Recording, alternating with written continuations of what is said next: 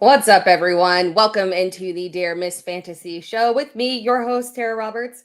This is the official Mailbag show for Player Profiler. It is Wednesday, October 29th. It is almost Halloween. It is finally cold in Houston, so I'm ready to do a show. All right, let's go.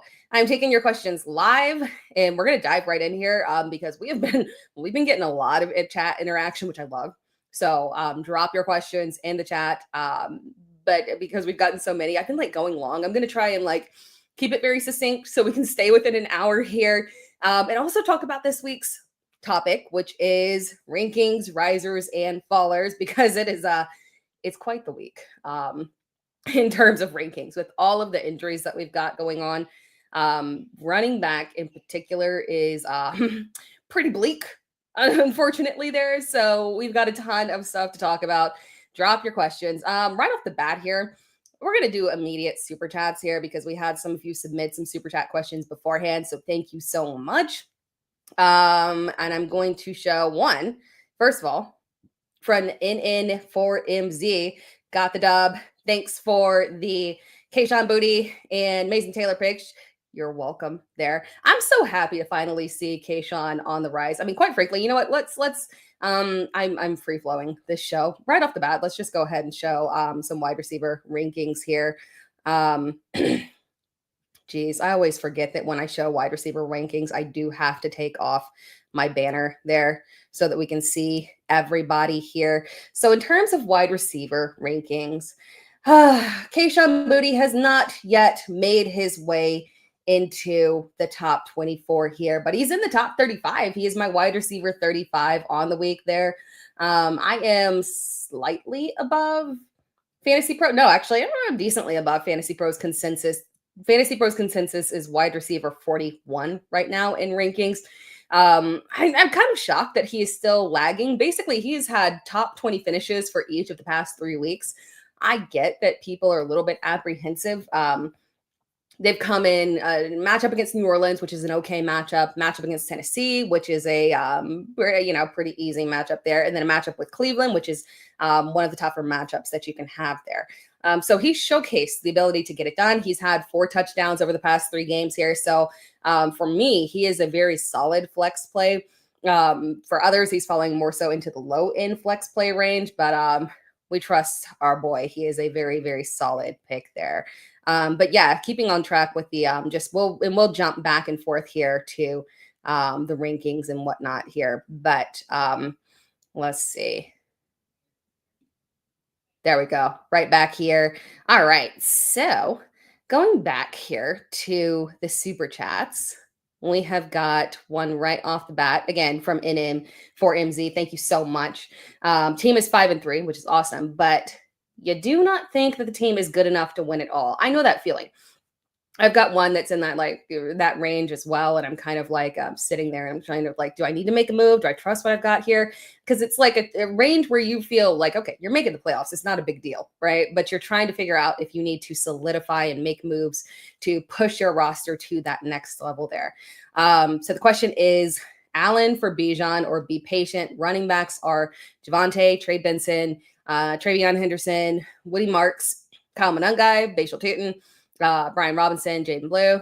Quarterbacks are Joe Flacco. Quarterbacks, obviously, Josh Allen, and then Joe Flacco and Sam Darnold is on waiver wires.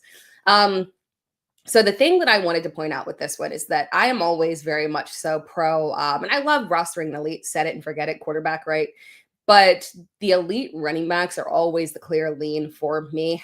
You can play matchups and string quarterbacks, but the value of a high-end running back will always outweigh a high-end quarterback there. So I definitely lean towards Bijan for sure here, especially because he's a good buy low right now. And I've seen, just like in general, I've seen a lot of potential trade offers with Bijan. And I get that people are frustrated because, last week was a legitimate layup matchup. And quite frankly, I played him in, DFS because it was going to be very chalky. You're like, okay, it's matchup. You got to eat the chalk on this one because it's Bijan. And of course, he failed to perform to the level that we expected there in what should have been an amazing matchup there. So I get it. But the upside that Bijan offers just on a weekly basis there is just so incredibly high. It's kind of like Saquon when a lot of people were saying, are we selling Saquon? No, you're holding, because at the end of the day, he's Saquon and he plays for the Eagles, a very competent organization. That knows that that's their bread and butter, right? So they will adjust to make it work there. So when we're looking at Bijan, they're going to adjust. They know that offense needs to run through him. So better days are clearly ahead there. But the quarterbacks here are very key here because when you talk about Joe Flacco and Sam Darnold, that is actually the literal perfect combination of quarterbacks. Like if you're looking to sell off a high-end quarterback, let's say you've got maybe you want to sell off a Jaden Daniels right now, right? Maybe you want to sell off a Lamar Jackson now that he's coming back with an injury. Maybe you want to sell off a Drake May is a popular one as well. Justin Herbert, I don't know, but if you're looking to sell off a quarterback and get upgraded at another position, Sam Darnold and Joe Flacco are kind of an awesome combination. So I'm so glad that you dropped those two names specifically, because Sam Darnold's rest of season schedule is extremely good. It's a 4-star rating on Fantasy Pros. Flacco is obviously a risk this week. So you do have to roster both here because the injury situation there. We've seen these older quarterbacks play, like Carson Wentz, play through injury there as they're trying to push through. And obviously Joe Flacco is very motivated. He loves to play there. So I would not be shocked if he does manage to make it through this week, but I also wouldn't be shocked if he does not play, because Cincinnati has a bye next week. So they could just, sit him for a good 2 weeks and make sure he's perfectly good, because they are still very competitive right now. They're trying to make a playoff push there. But again, Joe Flacco's rest of season matchup is literally perfection. He has arguably the best rest of season schedule for a quarterback. And I was actually planning on making a video sometime soon about preparing for the fantasy playoffs, players to target who have excellent playoff matchups there. And Joe Flacco's playoff matchup is legitimately insane. Like, for reference, guys, when I say somebody has a good playoff schedule, usually that means they've got 2 of 3. Because like I talked about Derrick Henry having a good playoff schedule, and someone was like, New England's not a good playoff schedule, or there was another, I can't remember his name, but one of the matchups wasn't good. Yeah, understood. But when we're talking about good playoff schedules, 2 of 3 is good. It's rare to get that perfect 3 of 3 absolute layup matchups. But Joe Flacco has a perfect 3 of 3 absolute layup matchup. So when I say your playoff schedule is insane, I'm talking about Baltimore, Miami, and Arizona. You cannot ask for a better rest of season playoff matchup there. So Joe Flacco, 100% rest of season. You just got to realize that you might not have him for the next 2 weeks because of this injury situation in the bye week. And then Sam Darnold, again, can hold you over on those next 2 weeks, because the next 2 matchups for him are very, very start-worthy, high upside matchups there. And he's been, fairly stable, but these are 2 really good matchups coming up here. So yeah, I could sell and then rock with Flacco and Darnold rest of season for sure and feel oddly comfortable about it. Oddly comfortable there. Do another super chat here that we got. Let's see here. It was... Oh no, I lost it. It was from Belinda Davis. Thank you so much. And then you had the question or the comment. Always appreciate the guidance. Thank you. Know your stuff. I currently have Jordan Mason, but TreyVeon Henderson is available. Who is the better player rest of season there? That is a really good question. Rest of season. Before last week's matchup, my inclination was easily Jordan Mason there. It was very discouraging to see the combination of Jordan Mason and Aaron Jones, because quite frankly, both of them were absolutely awful. Now, to be fair, it was not an ideal matchup, unfortunately. So when we're looking at the running back situation, let me show you guys the running back rankings while we're there. If I can find them, it's always just like a nightmare trying to figure out which ones are the running backs. Yes, that's perfect. Running back rankings. You know what? It actually doesn't even matter, because neither of them are in the top 24 for me. I thought maybe one would be on there. But as you can see with the top 24, and this is really why we're at a point where rankings are in such a dire situation at running back. Because after you get outside this top 24, which ends there at Ramondre Stevenson, it's Woody Marks, Ja'Cory Krosky-Merritt, Alvin Kamara, Aaron Jones is sitting at RB 28 for me, and Jordan Mason is at RB 32 right now. And obviously that matchup is not ideal this week with Detroit. But at the end of the day, and last week's matchup was not ideal as well. So, we would hope in better matchups, both of these running backs can be productive. But quite frankly, Aaron Jones had 5 carries. Jordan Mason had, I believe, 4 carries. Maybe was that it? Let me double check. It was, 4 carries for 3 yards, 1 fantasy point. We knew it was going to be a committee, but we need this committee to provide goal line opportunities and move the ball well for Jordan Mason to have fantasy upside. That's the issue there. He's going to get the goal line touches for sure. But clearly both of these running backs are going to be involved. So if the offense can't function at a high level and provide those goal line opportunities, then we've got a low floor situation for Jordan Mason. With TreyVeon Henderson, again, it's kind of a similar situation of it's not even a committee as much as it is they continue to lean into Ramondre Stevenson. But at least we did see, again, New England is the better offense. They can be more productive on the ground. And we did at least see a high upside performance, and not in terms of fantasy points, but just overall performance. So comparing Jordan Mason to TreyVeon Henderson, which one is the one that I would roster rest of season?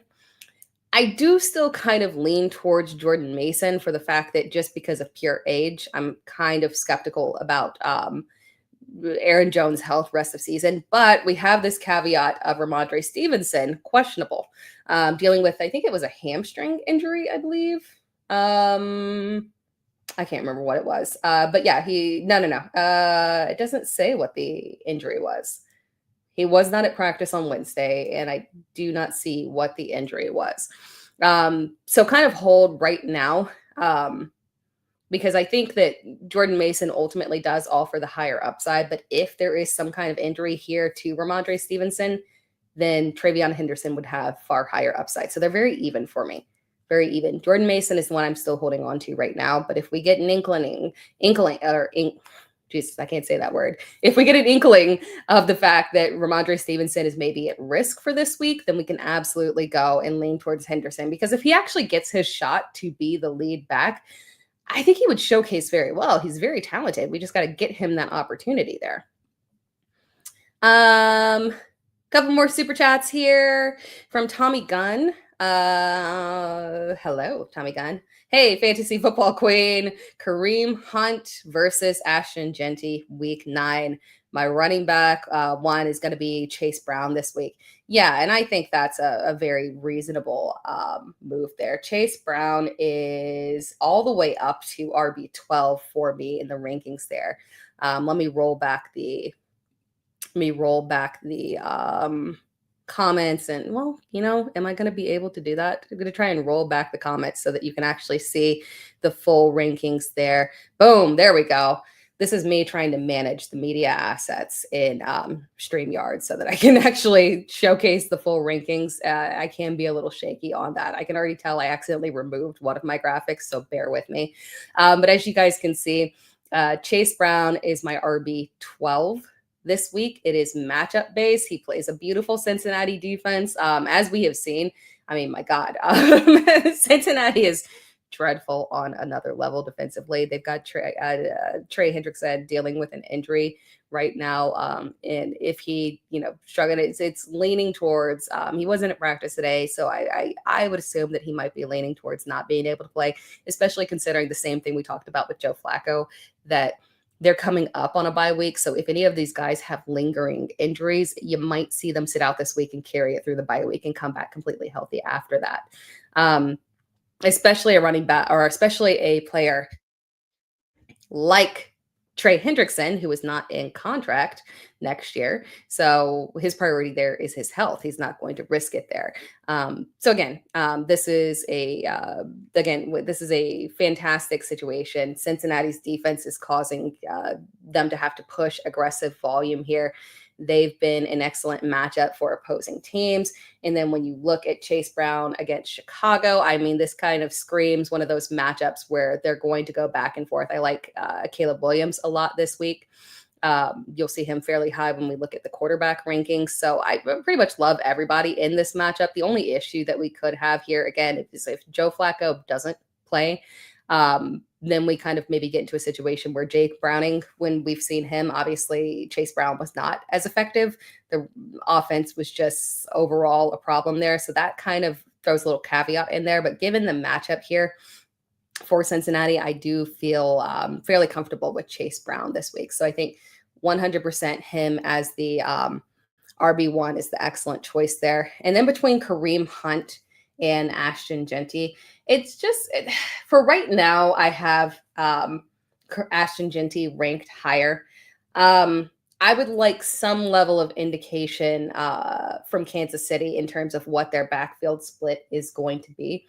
I don't mind the matchup. Buffalo has been agreeable to running backs, so I don't think that's the issue there. It's just a matter of how comfortable do we feel moving Kareem Hunt up and trusting him. So Ashton Jeanty is ranked higher right now based off our confidence level in terms of his volume. Jacksonville is not a terrible matchup there, but quite frankly, as the week goes on, and we start to get more information about Kareem Hunt, maybe we could feel a little bit more comfortable with it. But just based off pure workload in the known right now, Ashton Jeanty for sure on that one. If Andy Reid comes out and says, hey, Kareem Hunt is going to be our main guy, just confirm that in what level of workload he would have, we'll feel good about that. And I saw, like a YouTube comment earlier of someone wondering, is it possible that Elijah Mitchell starts to get involved? And that's another caveat that is very interesting. From a fantasy perspective, I don't think he's an ad. I would not lean into it and say, hey, we're going to roll with Elijah Mitchell and kind of play this out. But, we've seen it with multiple backfields before. A lot of times when there are these lead back types, right, that don't have a role on special teams, and they have no role on the team, right? So they're inactive and not utilized. It's very possible that removing Isiah Pacheco could open up the door for Elijah Mitchell to come in and get some early down work. So that throws another caveat in there that makes us say, how much of a workload do they want to put on Kareem Hunt? He's an older back there. They could perhaps supplement with Elijah Mitchell. They've spoken well about him in the offseason. So that's another caveat there. So for right now, Jeanty is just the safer option here. Hopefully this Vegas offense looks a little bit more competent coming off the bye week there. We'll do one more super chat here from Shorty. Thank you for the super chat, by the way. Drop Jalen Noel for Brashard Smith, knowing Kansas City has a bye next week and Isiah Pacheco is back possibly after the bye. Or keep Noel and see how the snaps play out here. So I personally, I would drop Noel for Brashard Smith just because at this point, I don't know that. So just from general consensus that I'm feeling, people don't have a ton of faith in Jalen Noel retaining that role rest of season. I do. I have a lot of faith in that. But because other people don't see it that way, you can probably drop Jalen Noel and probably pick him up next week without a lot of cost investment in there. So especially if Kirk does play, but we'll see. He was limited. It'll be interesting. But you could have a situation where Kirk comes in, maybe they split snaps and Jalen Noel looks better and gets the official boost next week, maybe. So yeah, for right now, just to be safe, I might go ahead and play or drop Noel for Brashard Smith. Maybe just also blocking other people's ability to get Brashard Smith as well, just in case for some reason something goes sideways with Pacheco's injury. But back after the bye week is the more than likely scenario, but it is possible that it does linger because we've seen over and over and over again where we've got these, 1 to 2 week timelines that end up lingering there. So just for that possibility, I would rather just play it safe there and drop Noel for Brashard Smith for sure. All right. Getting back to the chat here. Appreciate you guys. From Nate, Bonenfant, Vidal, and Lad stack work wonders. Excellent. Yeah, we talked about that. I actually made a video about that. You were one of the ones, and it was a pretty common question, actually, of people that were wondering if you could play Vidal And well, basically, Vidal and Ladd, multiple chargers there. My lean there is always start your sides. You just go with whatever. I know eggs in one basket does tend to make people uncomfortable, but whatever is the best option and highest upside, you go with it. But the question is, I have Josh Jacobs and did not enjoy his limited snaps and limited efficiency. If he isn't a full practice by Friday, I want to start Vidal again against Tennessee. Thoughts on that? So jumping back to the rankings here. I have, for right now, I have Josh Jacobs at RB10. I am a little lower on him than consensus is by like maybe 3 or 4 spots, I think. I think he's RB6 or 7 in consensus. And then I have Vidal at 13. So for me and my rankings, there's a very narrow gap between those guys. I mean, it's comparing apples and apples, literally, at that point in the top 15 there. Yeah, one more so. Yeah, top 15 there. So yeah, I don't mind it. I don't mind it. The thing that we like about Kamani Vidal is that we more than likely, it seems like we're not getting Hassan Haskins back this week. He did not practice. It didn't seem like he was close last week. So we're in a situation there where Kamani Vidal becomes a must start based off pure volume. Josh Jacobs, my issue for Josh Jacobs this week and why I'm a little lower than him on rankings and then Fantasy Bros consensus rankings in general is because I hate the matchup with Carolina. So for right now, just based off rankings, I do still have Josh Jacobs higher. But again, as you were saying, the injury concerns, if he's not cleared by Friday, yeah, I could absolutely go ahead and go with Kamani Vidal over Josh Jacobs 100%. Again, because I hate this matchup. With Carolina for Josh Jacobs. Carolina has allowed the 19th most, and I hate once the most gets like further back in the back half because then I have to work it in reverse. They're above average in run defense, basically. So when we're looking at them, that average was actually, it's a little bit misleading as well because that includes them just getting blown up by James Cook last week. Aside from that, in one good performance from Travis Etienne. Aside from that, they have done very well at limiting running backs this season, and they have faced a very tough lineup of running backs. They're not facing any slouches there. So from that perspective, Josh Jacobs' upside is very limited in this matchup because Carolina's defense is being underrated right now. They've been, traditionally stout here. They've clearly made a turnaround here. And on top of that, we are getting Bryce Young back this week, which helps out a lot because Andy Dalton was a hot mess. So for that reason, if we don't feel good about the injury situation and Josh Jacobs is still playing through that calf injury, then I can lean that direction on Vidal as the healthy back in a decent matchup here, good matchup here, really. And then on top of that, the sole back in the backfield for sure. From Abreu, let's see, let's show it. Yeah, from Abreu, Denver's defense versus Houston or Jacksonville's defense versus Vegas. Let's show. Can I get the defensive stats? Nope, I failed to get the defensive rankings on the first try. Boom, there we go. I can't see it in the preview. I'm just guessing the order here. But there's my top 24 defenses. I'll look off screen because I can't see that graphic at all. But for right now, I have Denver as the 7th ranked defense, and then Jacksonville as a 6th ranked defense. So they're back to back there, quite frankly.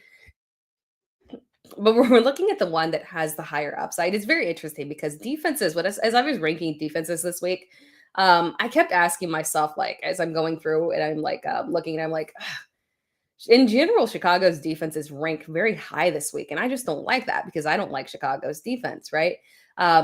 But when you start to look at all of these defenses and the matchups, we're in a bum kind of situation here where you've got Buffalo against Kansas. So teams like defenses that you might traditionally feel a little bit more comfortable with are in bad matchups, unfortunately. So we've also got good defenses on a bye. So pickings are slim at defense, right? We're taking some leaps of faith here in terms of the top 12. And after that, everything getting kind of a little bit sideways there. So there's not a ton of really good streaming options this week that I feel comfortable with there. So prioritizing a high-end defense is kind of key this week, just because we're in such a rough spot with the matchups shaping out very weird here. Like a Minnesota is playing Detroit, a Kansas City is playing Buffalo here. So we're in this weird situation where a lot of these guys just aren't usable. So yeah, I've got the Jacksonville defense higher. Again, that is matchup based. Houston's offensive line is terrible. CJ Stroud had an excellent showing last week, right, guys? So perhaps that makes you feel like with that showing, and again, I'm sorry, I'm like got this lingering sickness that I can't get rid of. So I'm like downing cough drops in water.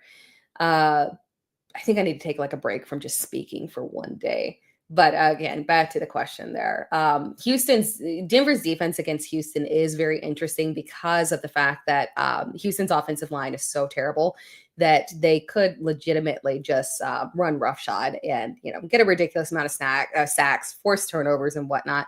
But the safer route is just to go with Jacksonville facing facing Geno Smith, who loves his turnovers there, right?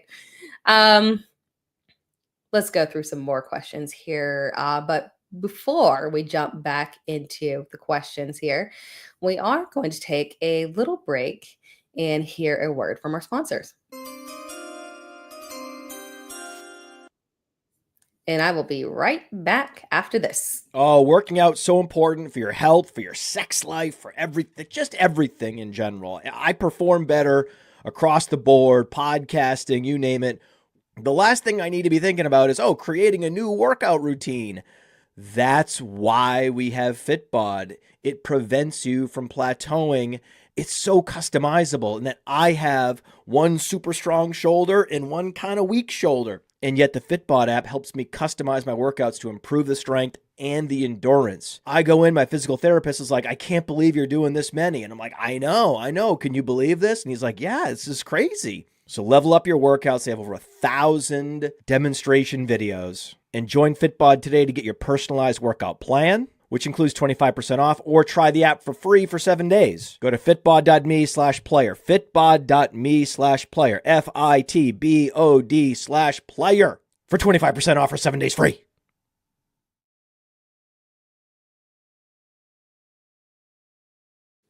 All right. Thank you so much. Going back to the chat here, we'll do some questions and then we'll also talk more rankings here in a little bit. Boom. There we go. I actually made my transitions correctly there. And again, I appreciate you all joining in. And, as a reminder, this is sponsored.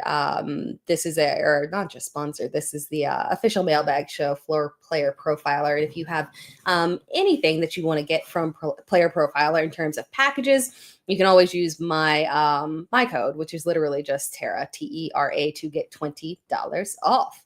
All right, jumping back to the chat here.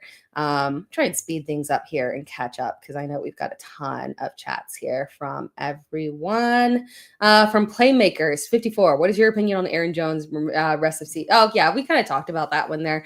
We got to see how JJ McCarthy gets in here and maybe if he can increase the upside for this offense because Carson Wentz was, he got things going there for a second, but was struggling through injury. So I am lower on Aaron Jones. I was lower on him heading into the season. I do think that Jordan Mason is going to remain a very present factor in the offense in terms of taking those goal line touches. Aaron Jones struggled significantly at the goal line last season, highly ineffective. So I do think that Mason will continue to have those goal line opportunities whenever they shall come, hopefully, here in the near future. So no, I'm lower on Aaron Jones. He's a low-end flex option. Not a big fan. If we get a good game out of him at any point over the next couple of weeks, he is definitely a sell for me, unfortunately, there. From Miami Martian, 3 and 5, full PPR, 2 wide receiver, 2 running back, 1 flex start versus bench. Josh Allen. As I think Josh Allen versus Daniel Jones at quarterback, that would be Josh Allen for sure. Running back Henry Cook Williams. That one is slightly difficult because when we're looking at running back rankings, those are all top 12 options for me. But I believe the one that I have ranked the lowest is Williams. It's tough, but the tough part about that is that James Cook is the one with the worst matchup. So given the fact that you're 3-5, you might not want to take that risk with James Cook, even though he's coming off of that fantastic performance. Kansas City has been very good at limiting the run there. So for you specifically, I would probably lean towards Javonte Williams and Derrick Henry on that one and play the matchups and not take that risk with James Cook. Then wide receivers, Rome Odunze, Pittman, London, Rice. So the two wide receivers has to be Rice for sure. And Odunze, given the matchup there, you want to reach for that high upside. And then should you drop Quentin Johnston and Terry McLaurin for Kayshon Boutte, Watson, or Franklin? Quentin Johnston for Kayshon Boutte, I can get down with. Hold Terry McLaurin because, again, re-injury sucks. I hope it is not the same exact timeline that we were on before with his injury. But ultimately, Terry McLaurin has higher upside than Christian Watson. And right now, given the wide receivers that you have, you're not going to need Christian Watson anytime soon, or Franklin as well. Troy Franklin. So when we're looking at McLaurin, you need to hold on to him. But drop QJ for Kayshon Boutte for sure. And then, your one flex. I kind of lean towards you going with Drake London on that one. It sounds like Michael Penix is trending upwards there. It's not a good matchup is the only issue there. That's the only issue there that does make it a little bit concerning.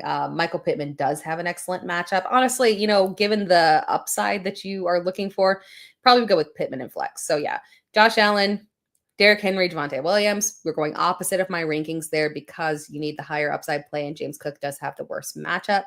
Then Odunze and Rice for your wide receivers, and your flex is going to be Pittman there. All right. Oh, and then Abreu is also saying that Ramondre Stevenson is on waivers. Does he deserve a spot on the bench or starting a lineup? And your running backs are Kamara, Pollard, Spears, Moody, or Woody Marks, TreyVeon Henderson, Bam from Arizona. Thanks for the support. So yeah, you need to drop. I would drop Alvin Kamara for Ramondre Stevenson. We're at that point, unfortunately. And I know it feels weird. I know it does. But as somebody who rosters Kamara, unfortunately, in 2 dynasty leagues, I am at the point where in one league, I cannot start. I benched him. I've done it's not possible. I've got better options. I can't trust it. Kamara is not to be trusted in a starting lineup, unfortunately, at this point. As you guys saw in my rankings, he's outside of the top 24. And quite frankly, his ranking right now is extremely generous. I'm going back to it to see what it was. His ranking right now is RB 27.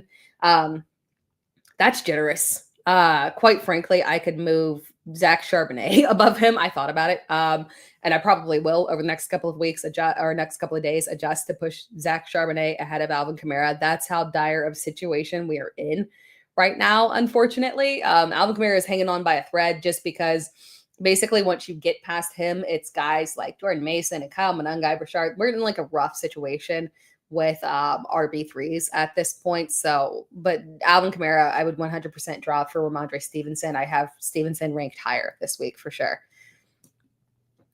Then from Henry Odom, got offered Josh Jacobs and Flowers for Nico and Warren. Should I make this trade?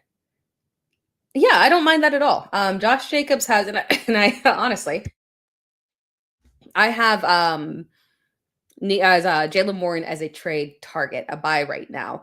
But Josh Jacobs ultimately does have higher upside on a week-to-week basis. Warren is a very safe option, but between the two, I would absolutely prefer Josh Jacobs. And the difference between Flowers and Nico is closer than we would like to admit. And that is 100% because the Texans offense cannot be trusted for pass protection for CJ Stroud. And when they're in not wonderful matchups, it is going to be a situation where we'll have inconsistent production and volume to Nico Collins, unfortunately. And then you're also asking Nico, Harrison, or Hunt in flex. I believe Marvin Harrison Jr. Let me double check, but I believe that it is Marvin Harrison Jr. that I like a lot this week. Oh, yes, it is. He is, and I want to push him up a little bit higher, but quite frankly, we got a lot of wide receivers in really good matchups this week. It's the opposite of running backs. Running backs are in terrible matchups, and it gets very shaky. Wide receivers are soaking in the good matchups here. So I really, really like Marvin Harrison Jr. this week, regardless of who's at quarterback against Dallas. Again, we've seen anybody and everybody tear up Dallas. So Marvin Harrison Jr. is the direction that I would go there. Nico, I just continue to feel uncomfortable with. I don't like the matchup there. And Denver is dealing with injuries. We're not expected to have Pat Surtain. Quite frankly, Denver's secondary as a whole is very strong. So that does not influence me to say that this is all systems go against Denver's defense. So keep that in mind as well. From Meggie Blue 2, would also love to know which running back this week. Kamara, ETN, Hunt, Knight, Hunt, Spears, pick 2 for flex. Running backs, above the running backs, plus Worthy, Hunter, Allen, and Ferguson. And assuming Bowers plays this week. Yeah, it seems like Bowers is back on track. Oh my God, people. I would still play Ferguson over, Brock Bowers at this point for sure, even coming off of the bad matchup. We're still trusting him. But I'm not sure that I feel comfortable quite yet playing Bowers in the flex, so I would still nix him out even as a flex option there. So your running backs prioritize there between the three. It is going to be, where is Travis Etienne ranked in my rankings here? Travis Etienne is ranked as, where are you at, Travis? You are ranked as RB 16 here. And then Bam Knight right now I have as RB 18. This matchup for Travis Etienne is not that bad, quite frankly. He's been down recently, but we're still in on him. And then Kareem Hunt, I talked about earlier, is RB 19. So those guys are all grouped very closely together. My preference in that grouping is to definitely go with Etienne and Knight for now. And quite frankly, when you're looking at the flex option, I would go with Hunt as your flex option over the wide receivers. Worthy has been underwhelming. I would like to trust the volume for Travis Hunter that we saw, but at this point, Keenan Allen has been inconsistent there. So yeah, I would lean into the running backs there, play all of them with the exception of Kamara and Spears on that one. Oh, but you said 2 for flex. Then I would also go with, if you need the high upside play, go with Travis Hunter. But the safer option there, I think I would prefer to go with Keenan Allen there. But high upside play is definitely going to be Travis Hunter. So if you need that good swing there, for sure. Gary Lee, I need to get rid of CMC. Who should I go for? Oh, no. Why do you need to get rid of CMC? No, don't get rid of CMC. Rough game, right? But overall, he's the only trustworthy option aside from Kittle. I do trust Kittle at this point, but still, his production is a little frustrating. I should have been better last week. We still got erroneous usage of other tight ends, which I don't approve of. But no, CMC his volume is so incredibly reliable. If you were selling him, I mean, the only thing that you can upgrade from CMC is literally Jonathan Taylor. So I mean, I don't know if it's possible. If you were getting rid of CMC, it would literally, your market is just Jonathan Taylor. And then from a wide receiver, your market is literally just Jamar Chase and maybe CeeDee Lamb. That's literally it. And Puka Nacua when he's healthy, right? But I mean, outside of that, there's really not much that you can trade CMC for because his value is so much higher than everybody else.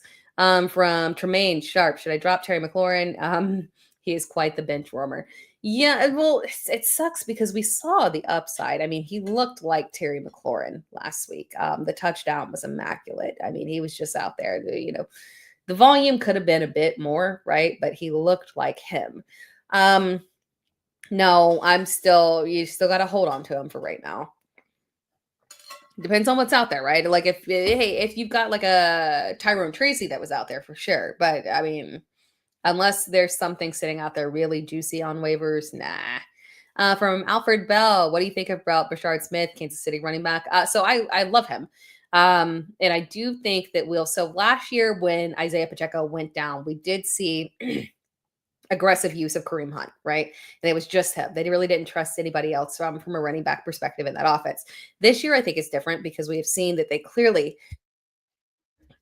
trust Brashard Smith at this point. So I do think that Hunt will not get a lot of usage from a pass perspective and that Brashard Smith will have usage. But as we talked about earlier, the problem there is that Isiah Pacheco's timeline is literally just like 2 weeks. And because of the bye week, he could very well be back the next game. So you could stash him because ultimately love him as a talent. And if the backfield is whittled down to 2, then he has upside. But unfortunately, more than likely, we're going to see Isiah Pacheco back after the bye week there. From Josh, flex Nico, Deebo, or Addison. So Deebo is moving up this week, obviously with Terry McLaurin already ruled out and Jaden Daniels practicing in full with the anticipation that he is going to play. So right now, I do have Deebo higher. Deebo is my wide receiver 20 and Nico is my wide receiver 22 right now. Nico will not be moving up. It's possible Deebo could move up maybe a little bit there. But it's tough because that's a range again where the guys above him have excellent matchups. T. Higgins, Marvin Harrison Jr., Zay Flowers. So realistically, you can't move him up over those guys. But Deebo is very, very safe this week. Top 20 guy, wide receiver 20 for right now. So Deebo is the direction I would go. From Marco, need a quarterback for next week since Dak will be on bye. Should I pick up Tua, Ward, Shuck, Smith, or McCarthy? I want to say just Tua have a good matchup. Let me double check. Tua might have a good matchup here next week because his rest of season schedule is pretty nice. Tua is playing Buffalo next week. He played Buffalo once. He had 146 pass yards, but he did get 2 passing touchdowns, and he had 14 fantasy points. So it wasn't a complete mess. Now he did have Tyreek Hill in that game, so that does make things just a little bit different there. But it's between Tua, honestly. I don't think I would lean towards Ward, Shuck, and then Geno, I just don't trust at this point. Geno's matchup. Let's see if maybe we can at least get a good matchup with Geno here in week 10. Nope. Yeah, you're going with Tua or McCarthy. So for right now, plan for Tua because again, McCarthy McCarthy has a game against Baltimore, and he does have rushing upside. I could almost lean that direction. Plan for Tua right now. And then quite frankly, so grab Tua right now, plan for that as your stable start right there.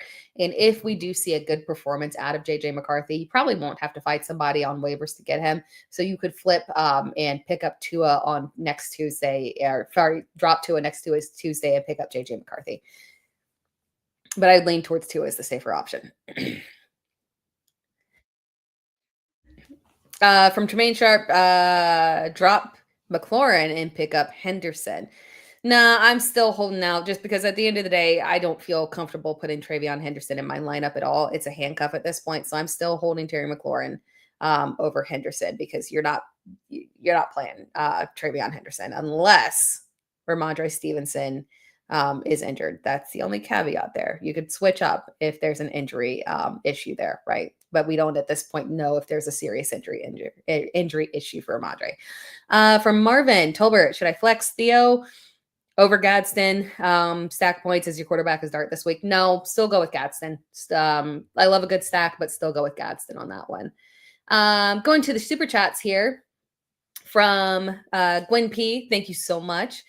Please rank half PPR, Pearsall, BTJ, T-Mac T, and then rank to tight ends, Laporta, Bowers, Ferguson, Warren, and then quarterbacks would be Lawrence and Purdy, and then finally rank Gordon, Smith. So, hey, buddy, I'm working. I'll be there in a second. That's what my son is doing. Gordon, he's 5, and he's been sick, which explains my coughing, right? Gordon, Smith, Knight, Tootin, and Gainwell. So starting off at the top here, and apparently he's going to come join. What are you doing, buddy? Okay, yeah, you can say hi if you want to. Yep. Hi. Okay, you say hi. All right. Why don't you go see Blair? Okay. No. Yes. No. Yeah, ask Blair too. Ask somebody. Just ask anybody else too. Thank you, buddy. All right. Sorry about that. He's asking me to put on number blocks. At least he wants an educational show. So yeah, I'll take that little win as a parent there. But please rank again back to the question here. Half PPR, Pearsall, Brian Thomas Jr., T-Mac, and T is, and again, the possibility of Jake Browning is very frustrating. But again, rest of season, it's easily T here. And then this week, T as well. Ricky is frustrating because, again, we've got zero indication in terms of feeling good about the injury. So that does add a little caveat in there. So T-Mac, and BTJ on that one. I want to lean into. I do have some fears for him overall. BTJ is currently my wide receiver 21. And technically, actually, I do have him ranked over Tet McMillan right now. But overall, I still do prefer T-Mac to BTJ there. And then the tight ends are very straightforward. We're still going with Warren is the more stable option. Obviously, Ferguson taking a little bit of a hit there with CeeDee Lamb, but I do still like his upside there. So Warren, Ferguson, Laporta, I like a lot this week due to matchup, and then Bowers. And then quarterbacks here, I'm still concerned about Brock Purdy. So Trevor Lawrence for sure on that one. Just in general, Brock Purdy rest of season, I've got a problem with him just because, again, when you're looking at, because I've got a lot of questions about, can I drop someone and pick up Brock Purdy? Just remember that Brock Purdy did go out there, try to play, again, re-injured the toe. It's a lingering issue. It's a season-long problem here. So when you're looking at playing and rostering Brock Purdy, just remember this is an injury that he can re-injure over and over and over again. I don't trust him a lot in terms of his long-term upside there. And he has looked like he was struggling playing through the injury. So Trevor there. And Trevor was kind of pulling things together a little bit before the bye week there. There's inconsistencies, but it was really good to see the increased involvement of Travis Hunter there. So Trevor. And then ranking Gordon, Smith, Knight, Tootin, and Gainwell. So in terms of this week, it's easy Knight above all of them. I love the matchup there with Dallas. Now, rest of season,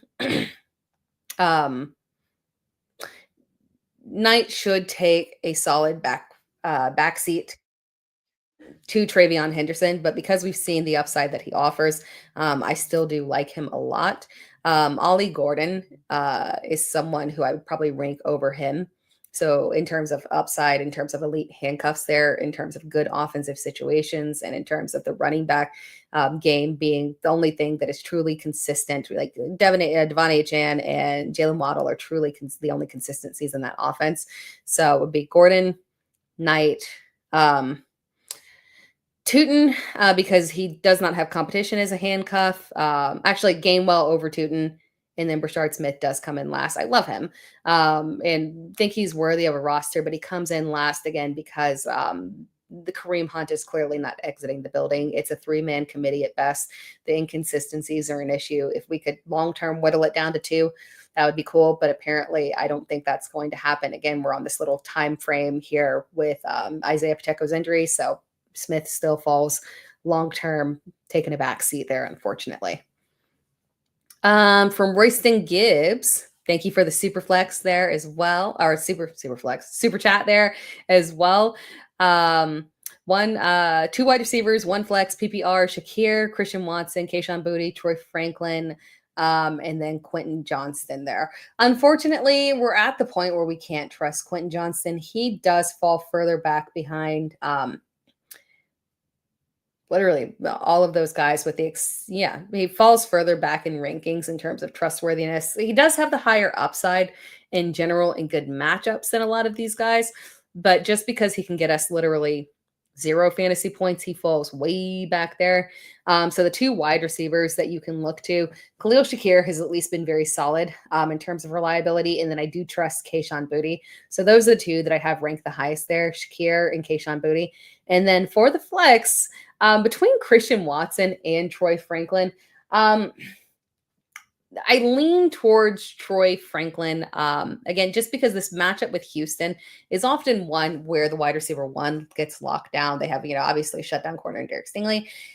So when you're looking at it from that perspective, it could be a good opportunity for increased volume to Franklin as the wide receiver 2 there. So we should see another strong game from him. Not as strong as it was. That was obviously 2 touchdowns was excellent, but a little bit a little bit of an outlier performance there that only should happen in excellent matchups. This matchup is not that good to be able to yield that type of results. But I do like him overall enough to play him in flex over Christian Watson, who I do like this week. He's still, a top 50 option, a fine low-end flex option. Matchup is not ideal against Carolina. Again, Carolina's defense, their secondary is fantastic, right? So that definitely plays a factor into the problem of the matchup for him. And then also Green Bay just loves to spread the ball around. They really do. Moving back to the chat here. Let's try and do like a rapid fire here, because I said I was going to try and keep it to an hour, and we're rolling very closely there. Let's see here. Favorite Amazon Pancake says favorite kicker, sleeper kicker of the week here. Tyler Loop is your favorite. I have Tyler Loop moved up to my kicker number 4. Kicker number. It's weird to say. You say wide receiver 4, RB4, kicker 4. That sounds weird, but my kicker 4 on the week. So I agree with you. I do like Tyler Loop a lot this week. From Raziel 820, DJ Moore, Troy Franklin. It's Troy Franklin. DJ Moore, it sucks because this is a good matchup here, but it hasn't really mattered if the matchup was good, unfortunately, for DJ Moore. He's taken a back seat, unfortunately, to Rome there. Now, I will say, you got to pay attention with Chicago. There are lingering injuries going on in their entire receiving core, so it could shake out differently this week. Keep your eye on that one to see if there's any injuries that'll help DJ Moore out there. From Bing, I'm trading Pickens and Dowdle for AJ Brown and Hunter. I don't mind that. Hopefully when AJ comes back, if you need an uptick at wide receiver, I don't hate that, because AJ has at least been the wide receiver with the highest upside there in Philadelphia. And when he cries about, targets, they tend to listen to him. And we saw that boost for Travis Hunter. Maybe that continues. They said they wanted to get him more targets. They followed through with it. So I don't mind that at all. I will say that I do think Dowdle might be coming back to being the clear RB1 there. That sounds like they might be making some adjustments there. Marvin Tolbert, should I pick up Dylan Sampson and drop Brashard Smith? Depends on what you need. So Brashard Smith's upside, potentially has some flex value for this week. If you don't need him for this week, I can get down with that and picking up Dylan Sampson, because Sampson, if the shoulder injury, they said it's day to day. Obviously, we've seen with shoulder injuries, you can say it's day to day, but often it doesn't turn out to be day to day, right? So if for some reason the shoulder injury lingers for Quinshon Judkins, Sampson would have the highest upside out of that backfield over Jerome Ford and be a very viable flex option on a weekly basis, a low end RB2. So yeah, I can take that. I can take that gamble there in case the injury does linger for Judkins past the bye week. Steven Pereira, Bam Knight, Dobbins, Wandale or Shakir, pick one, half PPR, Bam Knight matchup.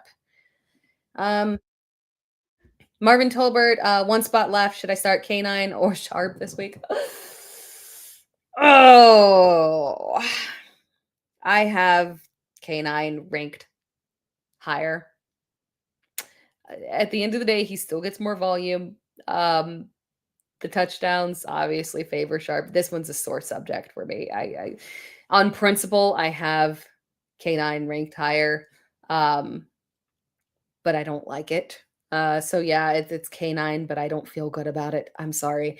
From Poison Rana Curveball. I like your username, by the way. How do you feel about Loveland and Barner this week? I picked up Loveland solely because they're playing Cincinnati, which is a good bet, right? Also, again, I mentioned there are supposed injuries that are happening there in Chicago. So pay attention just to kind of see how everything is playing out.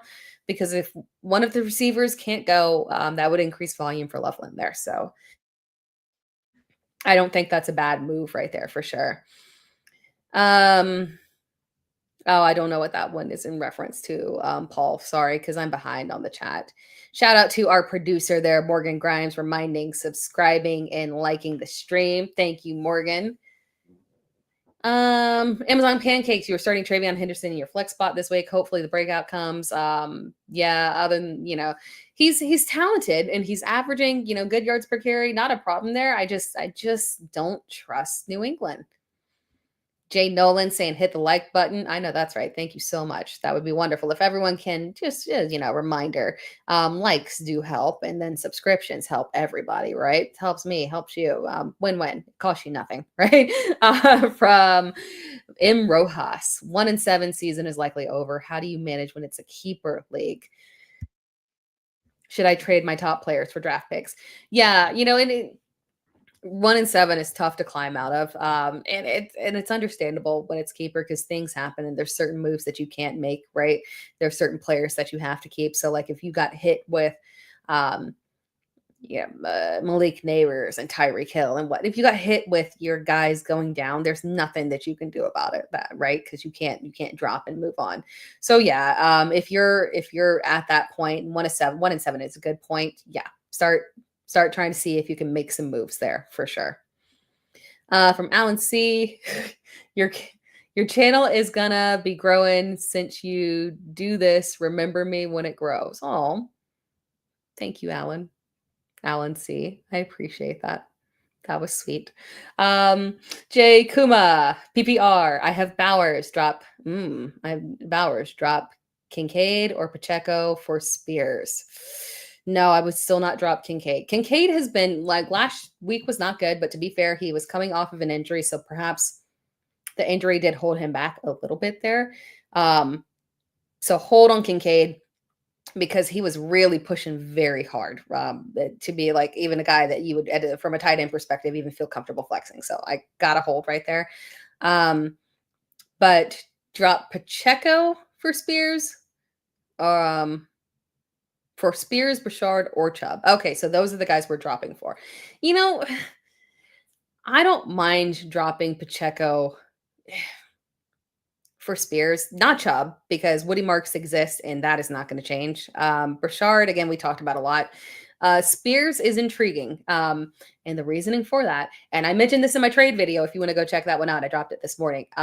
Spears is interesting because he is one of the names that is, Pollard is one of the names that is being floated around as a trade candidate, which makes a lot of sense. And again, trade rumors are rumors, right? Because a lot of times you got to weed through what are people speculating. Like, and if people saying, oh, Brian Thomas Jr. is a trade candidate, that was speculation. That was no insider information coming from the organization. That was just somebody throwing a thought out there that made no logical sense.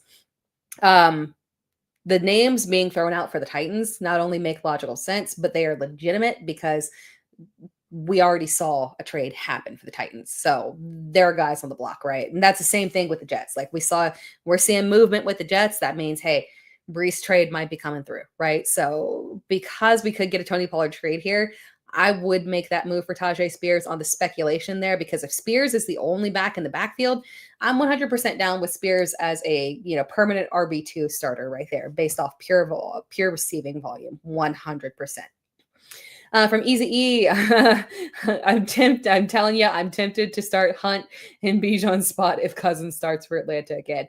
I feel you on that. Not like Kirk cut, like I'm about to put him on my list for that performance. I really am. The audacity of that, because I sat there and played, and thank God it didn't burn me in my one dynasty. Like I sat there and played Darnell Mooney and Cousins. Man, he's going on the list for that performance. But no, we still got to go with Bijan, especially because like as it always happens, and this is not analytical whatsoever, but as it always happens, the moment that you're, look, Saquon, right? The moment that your main guy who has the massive upside, your running back, just lays a complete egg, people start to panic. They will come around again the next week, and the team will be very intentional with volume to him. So for that reason, it's probably a Bijan week, just based off of vibes, right? From Howie, robbery. I've been holding Isiah Davis based on your recommendation, hoping that it was worth it. Trade deadline around the corner. Yeah, I hope so too. The Jets are, the frustrating thing is that the Jets are an incompetent organization. I mean, we could say it bluntly, right? They're just straight up are incompetent. Woody Johnson is, he's a special owner, right? And logically, what we think they should be doing, I don't know. Because them sitting there, I gotta tell you, the John Mechie trade didn't make a lot of sense for me. Because Mechie, by the way, I didn't want to make a video on this because it's so niche and pointless, but John Mechie is in the final year of his contract. Now he's a restricted free agent, but he's shown absolutely nothing. For what you can pull anybody off a practice squad. What was the logical reason of making that trade? Because you're not competing this year. He's not helping your squad right now, and it's kind of pointless. And you're probably not bringing. I don't know, man. Like that was a peculiar one there. Super chat. We got a couple of super chats here from LS. Full PPR, Flex 2, DK, Franklin, Bourne, Knight, and JMO. I still don't trust Jameson. Bam Knight, I love this week. Again, Michael Carter was re-signed. I assume he probably will be elevated to play in the game. Regardless, Bam Knight has massive upside in this matchup against Dallas. So Bam Knight for sure. And then the other two are tough, but it's real close. And you guys know that I love DK. You know that I love Franklin, and you know that I love Bourne. So you just literally dropped three of my favorite people, but I do have to lean towards Bourne on this one. Drake May has been dealing. And then from Rob Zinn 08, who has more potential, DK, Wandale, or Franklin? Wandale, just because Jackson Dart has shown such an immense level of just, quarterback was. So Franklin is definitely the wide receiver 2 there behind Cortland Sutton. So that puts a certain cap on his ceiling. We know that in good matchups, he's going to have high upside, right? So if it's a volume play, we're good to go. We trust it. Wandale tied to Jackson Dart as the clear wide receiver 1. That I love, right? He's fairly steady floor there. Has shown us that he offers upside. Usage has been good. And then I do love DK again. Like I guess I can't say that enough there. But Wandale tied to Jackson Dart is the way that we want to go there. Also, we could see a little bit more pass volume from Jackson Dart in general because of the loss of our dear Cam Scattaboo. Oh, which is painful. I cannot believe we lost Cam Scattaboo. That's crazy. especially that way. Dude, did y'all see that injury? If you didn't see it, don't look, but I'm sure y'all have all seen. I mean, live, that was just kind of like, I hate seeing that live. Let's get back here to the chats. Where were we? We were at oh, okay. Tremaine is dropping that Ramondre Stevenson's is toe injury. From Easy E. Appreciate all your help. However, I think in a bad spot, starting QJ this week along with JSN in your wide receiver league. If you need upside, QJ is a high upside play. It's just a very low floor, unfortunately. And then from Gwen P, would you add Trevor Lawrence or Purdy? Your other quarterback that you have is Williams. Lawrence, but I definitely would be starting Caleb Williams this week for sure. Not a question. It's not close, quite frankly. Caleb Williams, I know he's been frustrating, but again, this matchup here, we got to lean into it. And then also, who would you start in half PPR? Gordon, Smith, Knight, Tootin, or Gainwell? Knight for sure on that one. And you got Judkins and Barkley on a bye. Knight is absolutely the one that we want to go with there. Love the matchup against Dallas. And as we saw with Dallas last week, even if Michael Carter is involved, as we saw with Dallas last week, J.K. Dobbins and Ramondre Stevenson were just going off. So anybody and everybody, as I can say, can get it versus Dallas there. John B would love to see Woody score 20 fantasy points this week. Do you believe the trade rumors about Achane? I don't like at all. I think they're false. I know that they're frustrated, and we have heard that the defensive players are on the table, which makes sense because the defensive players being mentioned, like Bradley Chubb, are already traded assets. So I don't know, it kind of doesn't make sense there that they would sell off there. But realistically, moving forward, I don't think Achane is the best asset that they have. Like, I don't think they do it. And then the trade rumors about Waddle were just egregious. We got to remember they're 100% moving on from Tyreek Hill. That's done. And unfortunately, that's probably one of those injuries that puts Tyreek Hill in his oh my God, why am I forgetting in his Odell Beckham era? Unfortunately, I think this is probably the same thing happened with Odell, right? Where he was humming, was looking like he was making a good comeback there with the Rams, got injured. And just from that point forward, due to age, it was just a done deal. And I'm afraid that might be the case with Tyreek Hill, unfortunately, especially with that injury.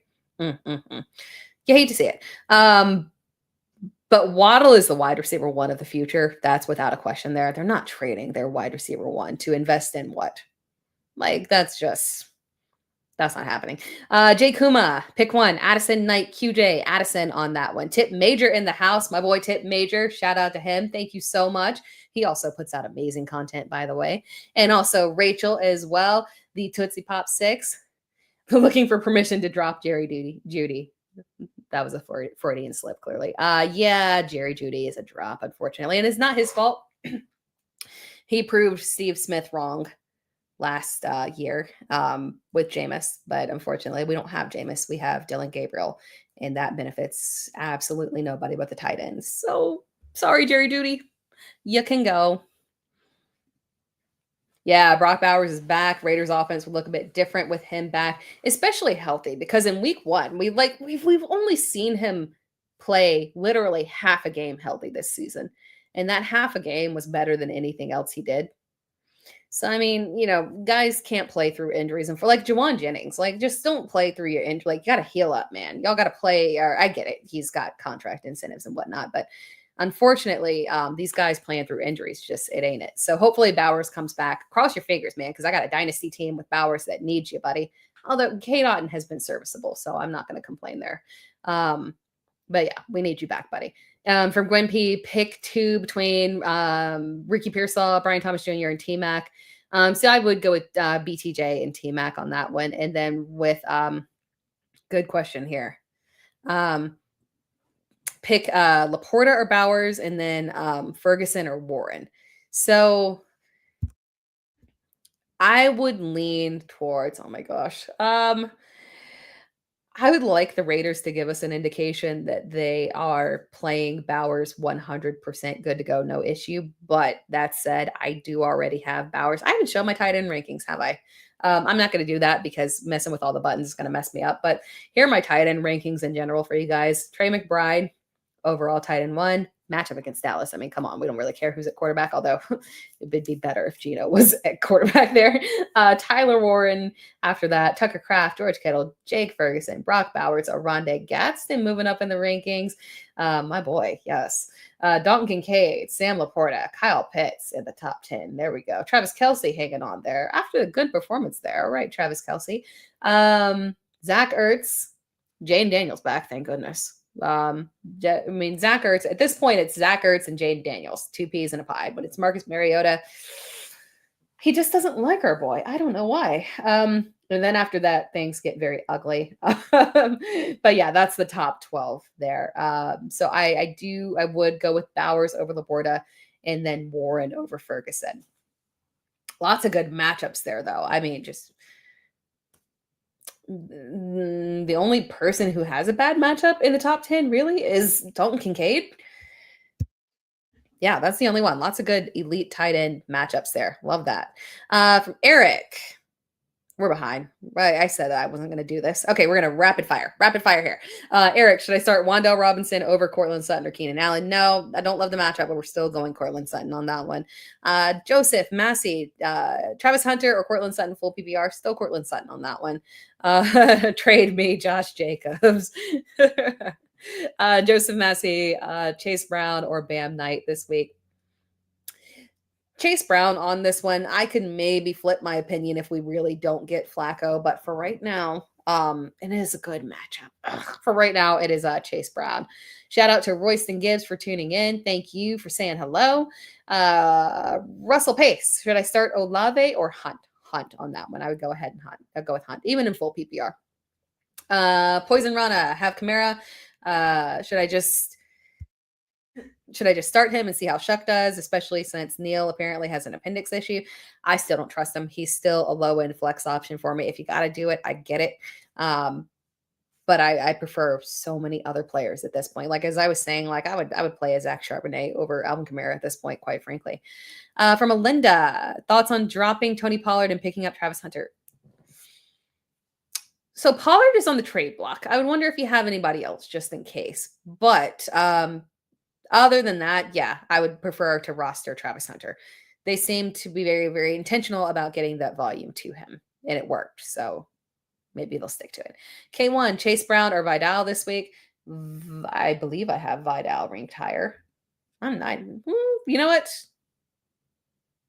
For right now, I have Chase Brown ranked higher. But again, because of the Joe Flacco injury speculation, I'm just going to go ahead and tell you Vidal over Chase Brown and just not mess with the Flacco injury situation. Thank you, Casey Jones. Shout out to you. Bob Hope. Trade Keenan for Ferguson. Good. Yes, 100%. I think Ferguson is good buy low here. Keenan, I love, right? But inconsistency, right? Lad's the number one guy. You know what? Shout out to you, John B. I'm going to save this comment for the suggestion around my cough because it's a lingering cough that is just not, as you guys have seen, it's just not gone away. You would think logically I would go to the doctor, but logic tends to come and go with me sometimes, except for football. The logic stays. But life choices, sometimes the logic does leave. From Tri Lambs, what would you do? What do you think about Trey, Benson, Travis Hunter rest of season? Knight has shown well, but given the investment that they made into Benson and given the fact that, again, we did see them utilize Benson interchangeably early on there, I do think that Benson is the guy that has the most upside rest of season. So given the injuries that we have, Trey Benson is a top 24 rest of season back for me, provided he comes back next week. And then Travis Hunter is moving up in rankings rest of season for sure. For sure there. and again, just more specifically there, we do need to see a little bit more from Travis Hunter, but he is moving up rest of season rankings. From Eustapia, is Worthy worth keeping? If not, who over him? It depends on who you got on waivers, because I really don't know for you. But the production that we're getting for him, maybe them going on a bye week will help, because I do think that playing through the injury is not helping. But also what is not helping is that Rasheed is the wide receiver one, and that's not a question at this point. He is the wide receiver one, and we kind of knew that. I think there might have been some denial that some people were in, but Rasheed is him. So from that perspective, yeah, that's what we're seeing, unfortunately. So it depends on what you're dropping him for, because, hey, he's, the floor is decent in terms of like 8 fantasy points or whatnot, but the upside is just, it's a wee bit limited. Shout out to Nate Bonifant. Thank you so much for that. I'm getting more, thank you. I'm getting lots of, I just should have talked about the illness, because I'm getting lots of recommendations here. I appreciate that. Alka-Seltzer. We did yours from Royston Gibbs, from Nate Easy, Gadsden or Kittle, man. Too risky to start a Hunter this week. Love your content, Tara. Yes. Too risky to start Hunter. The volume has been shifting towards the wide receivers. I love to see it. They're definitely the New England wide receivers are more reliable there. I still have Kittle ranked higher than Gadsden by like a couple of spots there. So we're still going with Kittle there. Yeah, Houston shut him down. San Francisco, that is. Helped expecting a healthy bounce back for the San Francisco offense. We hope so, once they can get there. From Mr. Shorts, started Rondé Gadsden or Ferguson. I have Ferguson higher. Do we believe? I 100% believe in Gadsden. 100%. The only thing that knocks him, unfortunately, and Ferguson kind of has this issue as well, to be quite honest, is that there's just too many weapons there in that Chargers offense. But Justin Herbert is dealing, so it's not a major issue there. It makes him a strong tight end one play. Top 10 easy there. But I do have Ferguson higher.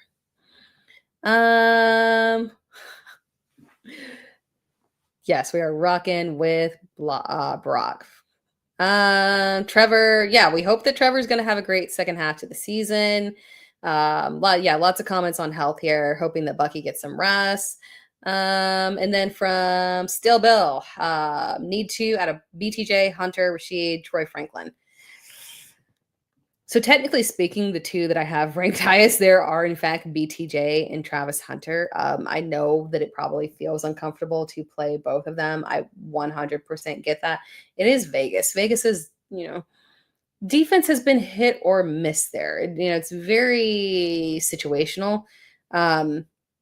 Technically speaking, those two guys are the ones that I have the highest, and I might just go ahead and start both of them, especially with the way that Travis Hunter performed, and hoping. I haven't seen a tip-off in terms of any information from Jacksonville telling us what his snap count is going to look like, offensive versus defense, but he did so well on offense. Maybe they just kind of stick with that. We'll see there. But honestly, those two are the ones I have ranked the highest. I might go that direction and just start both.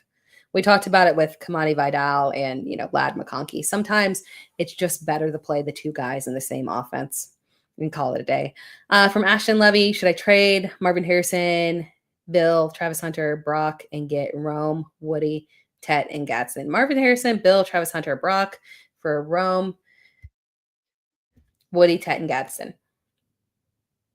I think that's a fair trade. Yeah, I think that's a fair trade. Marvin Harrison Jr. and Rome are kind of in the same boat in terms of inconsistency. But I do the addition there of Tet would definitely help there. And then Woody Marks does factually have more upside than Bill, and people might not want to admit that, but that is true. It's true. From Marco, Loop or Pinero? I believe I have Loop higher, but let me check real quick here. Yeah, I've got Loop one spot higher. Jeff Rogers, Flex, Troy Franklin, Kayshawn Boutte, Kareem Hunt, full PP. Yeah, it's Kareem Hunt. It's Kareem Hunt. We're rocking with him. Rams defense or the Packers defense? I have the Rams defense 2 spots higher. I believe Shuck should be good for a couple of interceptions, at least one interception there. It'd be interesting to see. Rams made that trade for additional help in their secondary. Robson, Wandale or Franklin? Wandale. Gwen P. Rank. Oh, let's see. I think we did that one. But if not, drop it again real quick. And should I drop RJ Harvey for Deebo Samuel? Yes. Yes. If Deebo is on waiver, yeah. I mean, Terry McLaurin is out. It's a re-injury. We don't know the timeline. If it's anything like his previous timeline, then yeah, Deebo with Jaden Daniels would have stupid high upside. Deebo is a top 20 receiver this week. Easy E also recommending liking the video. Thank you so much.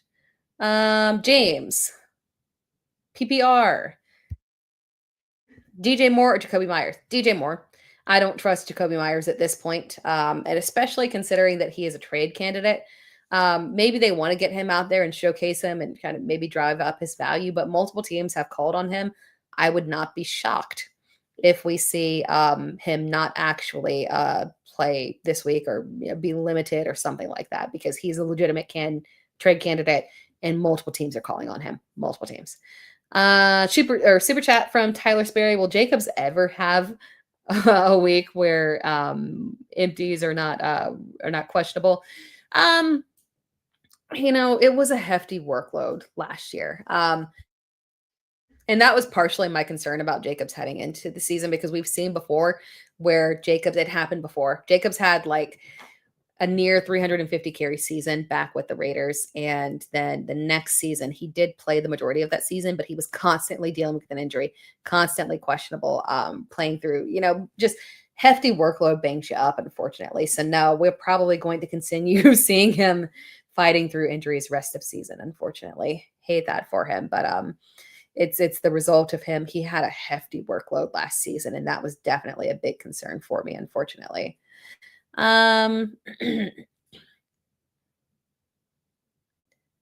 Let's see. Getting back here to the chats. We did that one. Yeah, McLaurin is out. For some reason, so recording is out on Sleeper. Now, I don't think on certain apps. And then also, like, I noticed as I was doing my rankings, McLaurin was not listed as out either. I don't know why. But yeah, McLaurin is out. He's not going to play. Russell Pace. Should I start Olave over Hunt? No, we're going Hunt there. More upside. Wandale or Franklin? Wandale. Ramondre is questionable. Yes. Amazon Pancakes.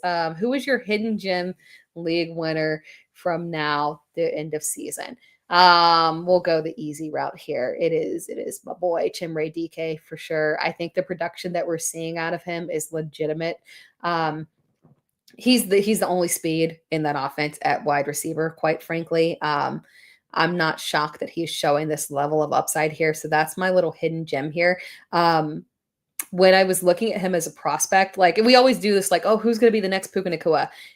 He was my low-key could be the next Puka Nacua pick. Obviously, it's not manifesting in the same way because it's a bad offense, but don't be shocked if this production sticks for him. He really, really is very talented, very underrated. For Cornell MX, have Coleman, but maybe I can get Imanor or Slayton on waivers. Yeah, I don't trust Keon at this point. It seems like the 1 week wonder was a blip, and I would drop him for Slayton. Ridley will be back at some point, so I think that that return might hunt Imanor there. I don't know if I did this one from Rob Zen. I can't. Yeah, I did.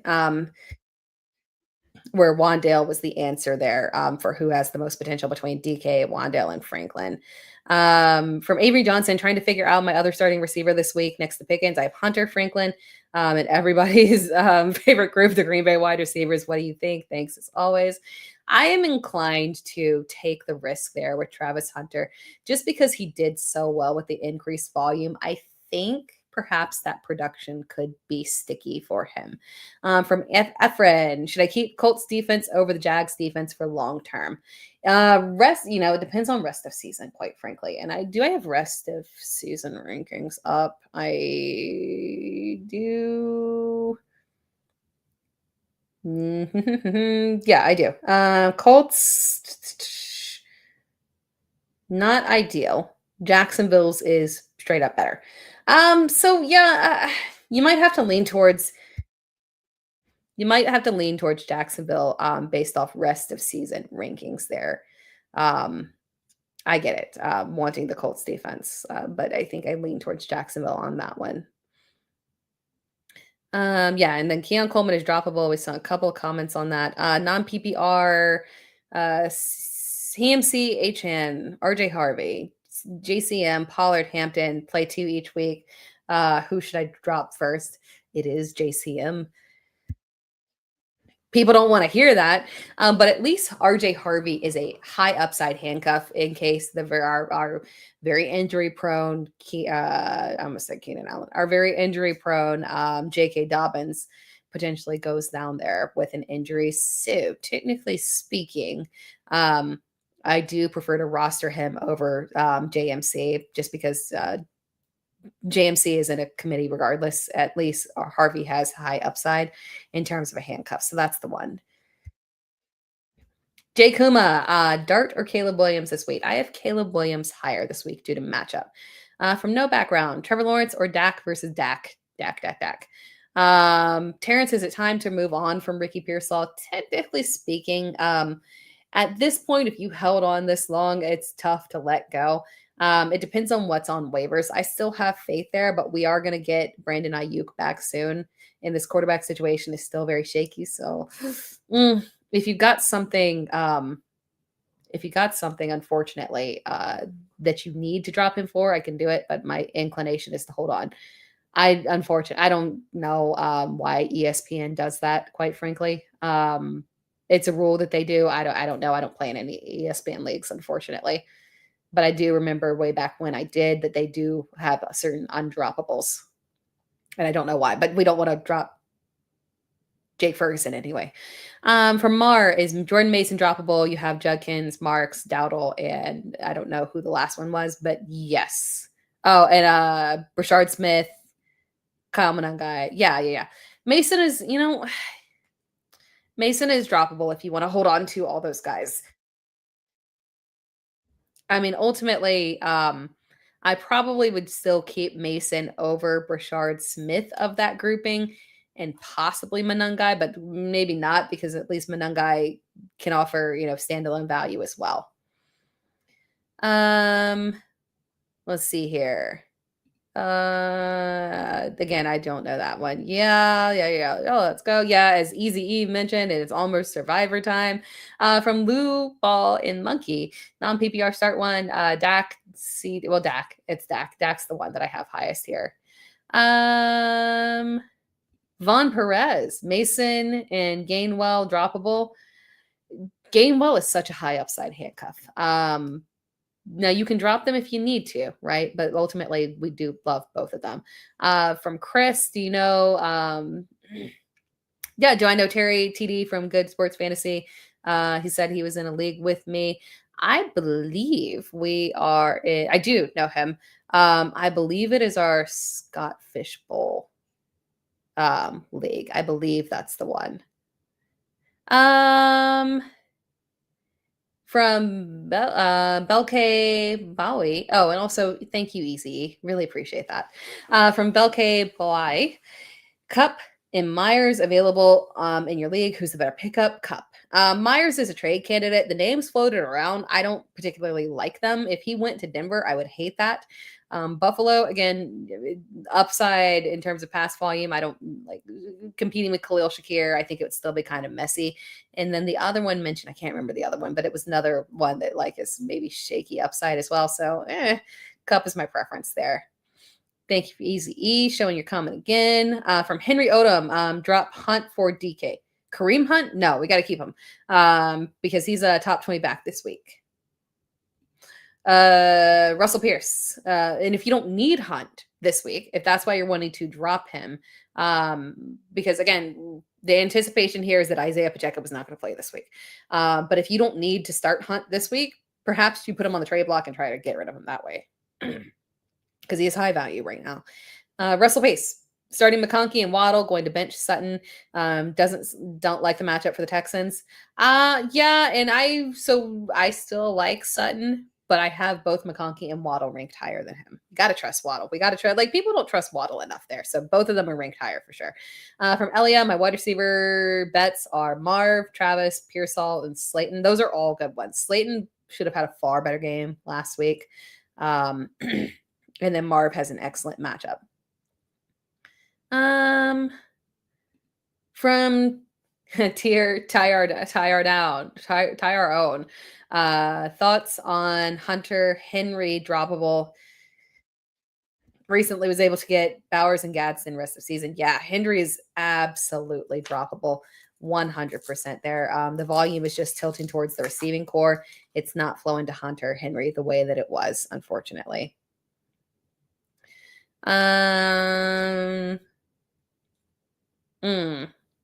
Yeah, on your Jay Kuma dropping Pacheco for Spears, and you forgot to mention that Isiah Davis is still on waivers. Yeah, and that one again, that one's perfectly fine as well, because we're just holding that one over until this potential trade situation with Breece Hall. So I'm okay with that as well.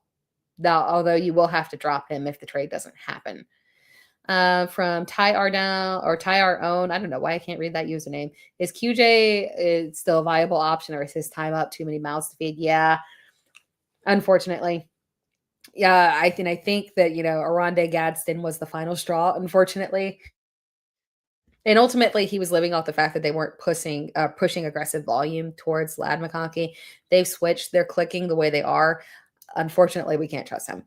From Belclay, Johnson, Loveland, or Andrews this week, I believe it would be Loveland or Johnson that is the higher ranked. It's Loveland. Oh, but that depends on if you mean,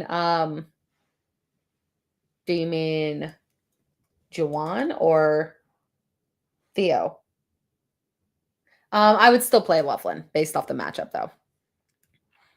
Let's see, kind of speed through these here. Throwing in the towel on Kyler Murray, you have Flacco picking up JJ McCarthy. The only thing I will say is that the matchup is good if Kyler does play. But I get it. He's very, very, very, very frustrating, unfortunately.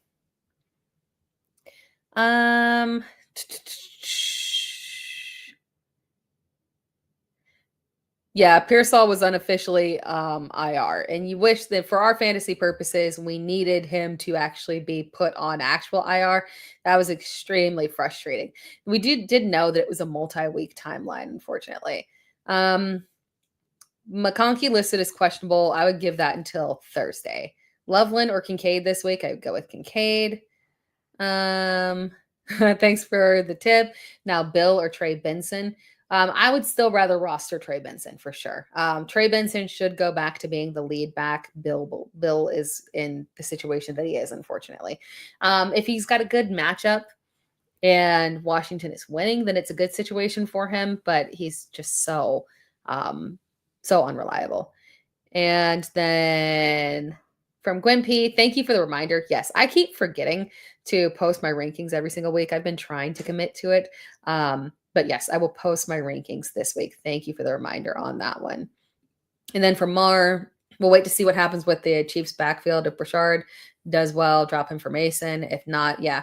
And you've got the bye week, so that makes things not a major issue there, right?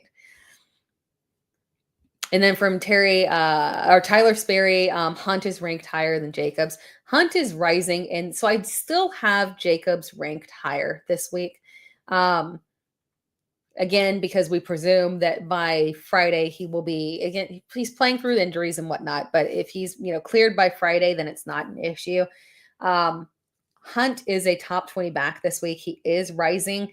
The only thing we need from Kansas City, and I talked about a little bit earlier in the live there, we do need Kansas City to 100% confirm that there is a certain level of snaps and the aggressive back, lead back will lean on Hunt. We believe it will be that way, but as I talked about, it is highly possible that we do get involvement from Elijah Mitchell. Nothing that we would trust as a fantasy perspective. I'm not telling you to go out there and get Elijah Mitchell by any means necessary. but it could be enough to get in there and be a little annoying there. So that's the only reason that he is not ranked a little bit higher there. Like if we got the 100% confirmation, we would feel good about it. And then from Jay Moore, who's your top streamer of this week? It's definitely a wide receiver. Running backs get really nasty, unfortunately, once we get past the top 20. So in terms of like, let me look at some wide receiver rankings of guys that are very interesting this week. Let's see. Let's go in the range of looking at guys from wide receiver 30 on. Guys that I do like a lot this week would be, I love, San Francisco's defense has been very, very shaky. So Wan'Dale does have a very good opportunity here against San Francisco. Again, with Cam Scottaboo out, we could see increased pass volume here. So Wan'Dale is probably my top streaming option this week. Other guys that are very interesting due to matchup, maybe, Josh Downs, and he is listed as questionable as of right now. So kind of pay attention to that. But Josh Downs, I think, looking at this matchup here for Indianapolis in general against Pittsburgh, very, very wide receiver friendly. So Josh Downs is very interesting. And if for some reason Josh Downs is questionable and can't end up playing there, then Alec Pierce would always step up as well.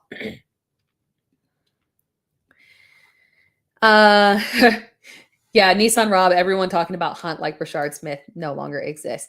Yeah, and I think that's why it's like hesitant too, because right now, again, he is he's a top 20 back for me, but again, more like that 18, 19, 20 range. At this point, we have enough comfort. Like I get it, right? Because if you look back to 2024, and I did a video on this. Yeah, I have a short if you want to go check this. Anyone wants to go check it out. If you look back to 2024, when Isiah Pacheco went out, Kareem Hunt had extreme upside, right? But the problem is that was him as the exclusive starter there with no one else that they trust. They clearly trust Rashard Smith. They utilize him early in the games here. There's zero reason to believe that Rashard Smith is going to disappear, and where he is going to exist is on passing downs and from a receiving perspective. Kareem Hunt, ever since week 1 being the only outlier, Kareem Hunt has not had more than one target in a single game here. So if he's not getting that receiving upside, he remains touchdown dependent. Now he'll get an increase in yardage, which is awesome, right? But at the same time, we do run into a wee bit of an issue there with his upside being a little bit capped because we're not getting that PPR value from the receiving upside. So you're 100% right. Smith is going to contribute from a pass perspective, and Hunt is going to be early down and goal line work. We know he's getting the goal line work. That's not a question. I think someone made a comment on the video saying Brashard was the goal line guy. He is not, and that is not going to change. They were not even allowing Isiah Pacheco at the goal line. Once they got inside the red zone, it was goodbye Isiah Pacheco. No one else existed. They trust Kareem Hunt there. That's their game plan. They're not going to change that. So for that reason, he's safe. But the lack of receiving upside, you got to remember that puts a certain level of cap on it. So yeah, pushing him above guys like Josh Jacobs and I think maybe I saw like a Kyron Williams or, just like be careful, right? Be careful. And then for Gwyn P, Ollie or Smith this week, I would go with Smith. I don't trust Ollie Gordon's on a week to week basis, right? I don't know how much I trust Ollie Gordon's upside. Some of that seemed like they were just, teeing off last week offensively. So I think that might have had something to do with it. But I trust Smith a little bit more this week for sure with the Isiah Pacheco likely out. Hopefully the San Francisco defense does increase. But unfortunately, there's certain injuries that you can't overcome. They lost the big guys out there. And there's nothing they can do about that. From Falco6 with the Superflex chat, Dowdle is your RB. Thank you for the Superflex chat, by the way. Appreciate you. Shout out to you, Flacco6. Dowdle is my RB2. Traded him and Sutton for James Cook. Did I do good? Yeah, I think so. And, even with the rumors that Dowdle is going to, that we might have it tilting more towards Dowdle from Chuba Hubbard. Even then, so to upgrade to James Cook is a big win there. So I fully approve of that. Sure. And I love Cortland Sutton, but I fully approve of getting to James Cook that way. And then one last question here from Lou Ball Monkey. Dak, Caleb, or Kyler this week? Dak. It is Dak for me. It's a good matchup. Arizona's defense has not been spectacular. I do like Caleb a lot this week as a top 10 option, but ultimately Dak is the far, far more reliable guy. But I appreciate you all joining in. Apparently I lied about trying to keep it short. We're shorter than last time, so at least we didn't go like too far. But we gotta tighten it up. Got to tighten it up here.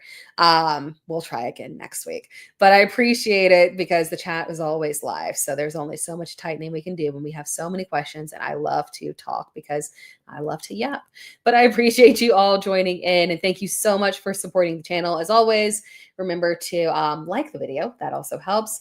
And subscribe to my channel. It's Sarah Time, and also Player Profiler, who the podcast is through. By the way, the reminder, this is a podcast. By the way, if you're watching live, the Dear Miss Fantasy podcast, it is available on all podcast platforms. So be able to be sure to check that out and support that as well. But other than that, of course, as always, if you have any questions, feel free to drop them in any of my comments and I will get back to you.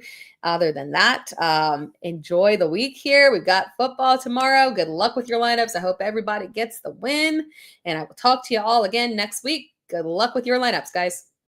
From the Podfather to you, I deeply appreciate you tuning in. And many ask, what can I do? What can I do to help support the hosts, the research they do, the production costs? Go to playerprofiler.com, Dynasty Deluxe, World Famous Draft Kit, Rankings, DFS Dominator, and of course, data analysis. Subscribe to any one of those, and you support all of us and take Player Profiler to the moon.